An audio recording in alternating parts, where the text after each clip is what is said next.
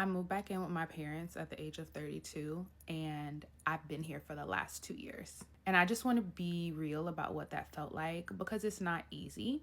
I'd been a business owner, I had employees, I had a whole identity built around being the woman who was building something. And then one day, I'm back in my parents' house trying to figure out how to rebuild my life without losing my mind in the process. And the ego hit from that was very real. But here's what I decided: I could do one of two things, and I could scramble to keep up appearances, go get an apartment, act like everything was fine. I could keep spending money that I didn't have just to feel like I was still that girl, or I could be real with myself and make the smart move, even if it was the humble one. And I chose real. I moved back home. I enrolled in my master's program. I kept working in lending. I kept showing up for my kids. And I kept my head down for the last 2 years while I've been rebuilding from the inside out. No big highlight reels, no crazy posts, some updates, but mainly work. And here's what I can tell you about this quiet period. It's been the most important 2 years of my life because I've been able to stop performing and actually start building and really living. I stopped worried about how it looked, and I've been focusing on where I'm going. And now I'm almost done with my degree. My finances are starting to move. I'm turning 34 soon. I feel more clear than I've ever felt and more intentional than I ever did when I looked successful on the outside, right? Pride is expensive, and I just couldn't afford to keep that up anymore. And honestly, I think that's the best thing that ever happened to me.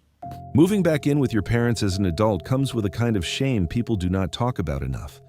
Because society teaches you that by a certain age, you are supposed to have your own place, your own bills, your own furniture, your own life. And if you ever have to go back home, it feels like you failed. But a lot of people are realizing that is not always failure. Sometimes it is strategy.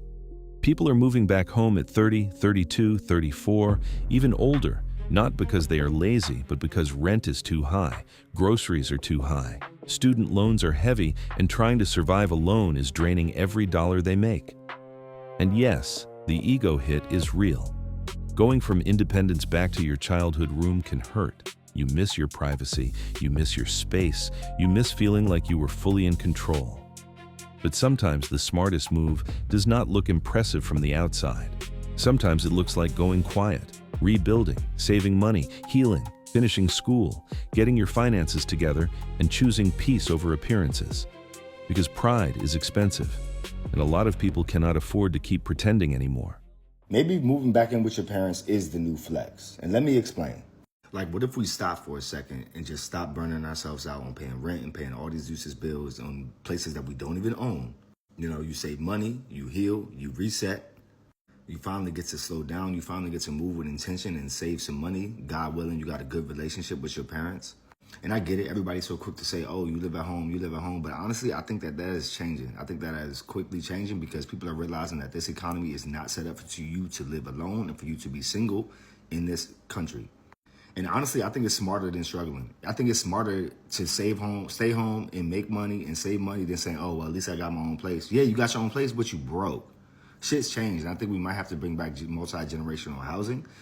Because honestly, we Americans, we're the only one who live like this. We're the only one who clown each other for still living with our folks. It's honestly really stupid because if you can save a lot of money, you can combine your resources, you can get whatever you want. This consumerism, capitalistic society that America has brainwashed into our mind that you have to have your own everything is not normal and it's not necessary. So I don't know, maybe we need to spark some conversations on multi-generational housing again. What y'all think? Are there any other millennials who've moved back in with their parents? Because I'm considering it. I live alone. I'm so tired of paying for everything. I think this is why people get married. Any millennials who have decided to take the plunge and move back in? I know I could get a roommate, but I don't really want to live with someone else, like a regular person. I don't want them touching my stuff. I already developed all my own habits and stuff. It's easier for me to move back in with my family. than to like establish a new life with a new person. But I'm tired of paying for everything. I'm tired of paying for rent and water and electricity and laundry and internet all by myself. What are my parents doing? Sitting in their home, retired.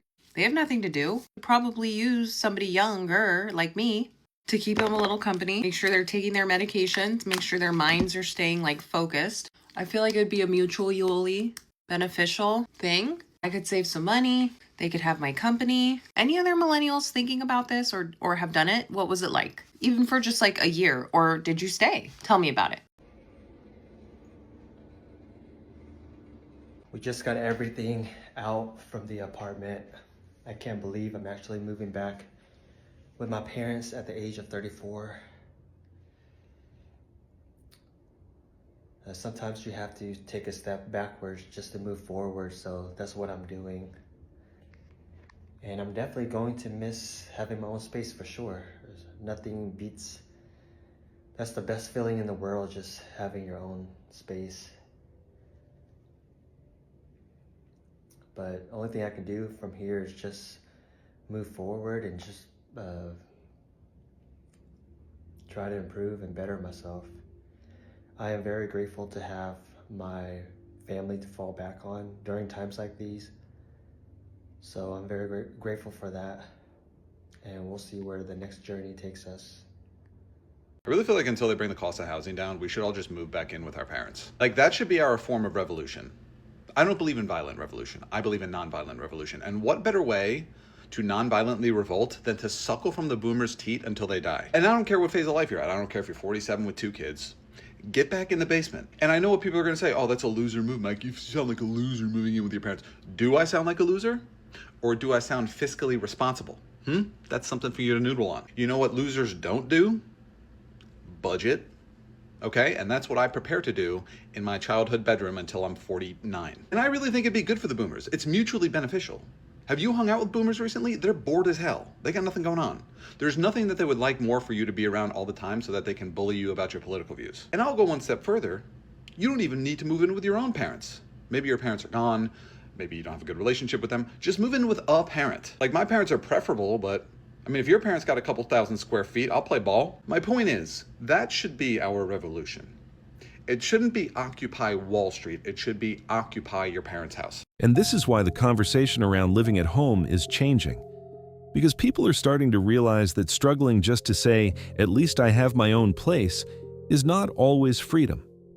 If every paycheck goes to rent, utilities, groceries, laundry, internet, debt, and emergencies, then independence can start feeling like a trap. You have your own space, but no breathing room. You have privacy, but no savings. You have an apartment, but no real stability. So maybe moving back home is not the loser move people made it out to be. Maybe it is a reset. Of course, not everyone has that option. Not everyone has safe parents, supportive family, or a home they can return to.